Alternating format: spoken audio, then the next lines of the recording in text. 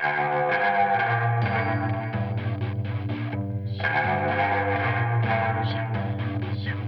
guys, it's Ashley and welcome to another edition of Sparky Loves Books Book Talk. Today I'm going to be talking about my 2016 bookish resolutions. It's my second video of the year. It's very exciting, getting into the swing of it. And I know that this is coming a month late. A month has already gone. January's finished, so that means instead of a full year's worth of time to do these bookish resolutions, I now only have 11 months.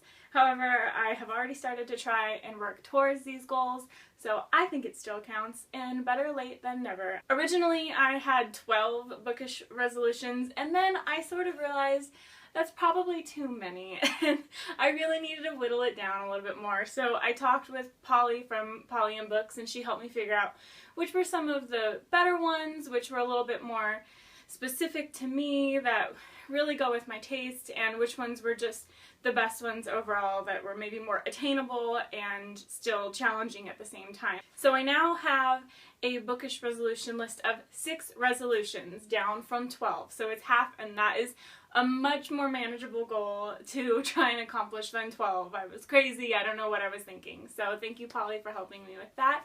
And without further ado, here are my 6 bookish resolutions for the year 2016. The first one is to post a booktube video every other week. I would really like to get more consistent with this. I enjoy doing them a lot. It's a really great method to talk about books rather than just reading about them or writing about them and posting about them on Tumblr or making pictures of them. This is a really great other medium because I'm actually talking about them, and I'm really enjoying this, and I'm really enjoying watching other people's booktube videos, and I like the community so much, so I really want to get more consistent with it and staying up to date with it and maybe come up with different ideas for them instead of just doing book haul videos. Not that there's anything wrong with those, but I'd really like to have some different stuff in there, and I think the way to do that is to be more consistent with them. Right now, I'm doing them about once a month, so I just am thinking that's not enough.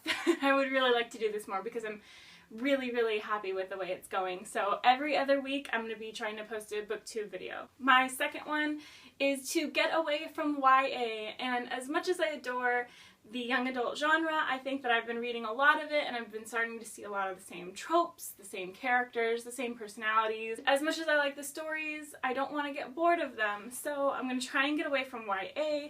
I've already done that a little bit this month. I've read a lot of graphic novels this month, which was really great, and a couple paranormal romances, so that was really nice because it really differentiated my reading and broke it up a lot more, which made me enjoy reading itself more, which is huge. If I'm not enjoying it anymore, then what's the point? No, it's a resolution. I have to tell myself every other week I'm going to post a booktube video. Not try to, but going to. I'm really hoping to dive into some historical fiction this year. I have done a lot of Greek historical fiction, but I'm really interested in other areas too, like the Holocaust and Victorian England, and maybe even like some steampunk would be cool too, but anything really. Just trying to get away from YA and open up my reading experiences a little bit more. My third bookish resolution is to review every other book at least, and I have actually been doing that so far this month. On January, I've read 11 books total so far.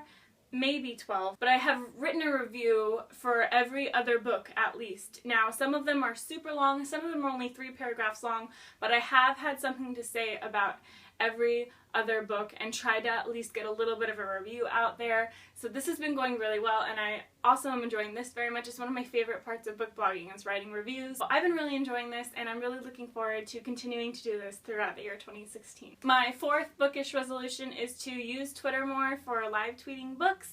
I feel like while I'm reading, I have a lot of just random one-sentence things to say about something a character does or says, or some annoying plot point that keeps reoccurring, and instead of trying to like write it down some random place I'm never gonna remember, like in a random notebook somewhere, and then trying to incorporate it into a review, I think I would much rather like to live tweet it while I read it, and that way, you know, it's just a little bit more impulsive and natural that way to have this like random thought that comes into my head while reading come out on Twitter. I do have a Twitter. It's Sparky's Books.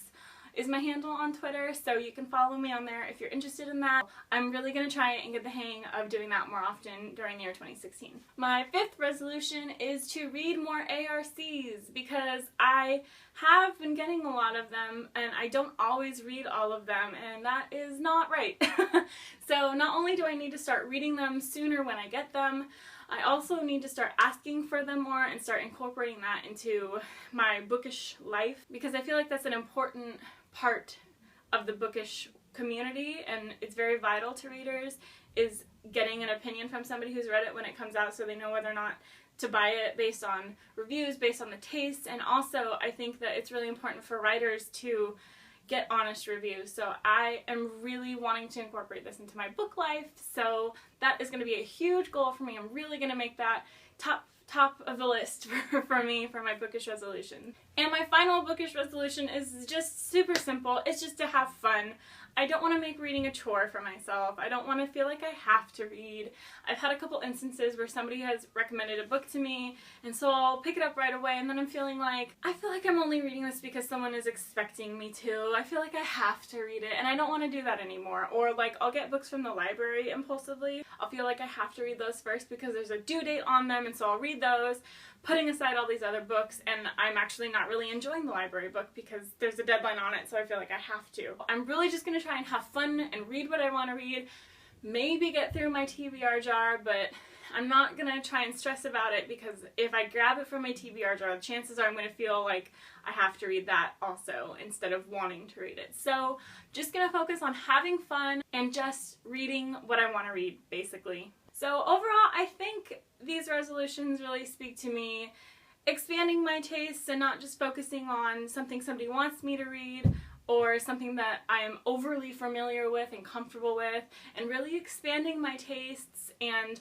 also expanding myself as a book blogger, you know, with the Twitter and the BookTube and ARCs. So really, I think 2016 is going to be a year of expanded book blogging and expanded reading. So we'll call it the year of expansion. Ashley's year of expansion. Look out 2016, because I'm going to kick your ass. And that's it. Let me know if you guys have any bookish resolutions yourself, what you think of my bookish resolutions.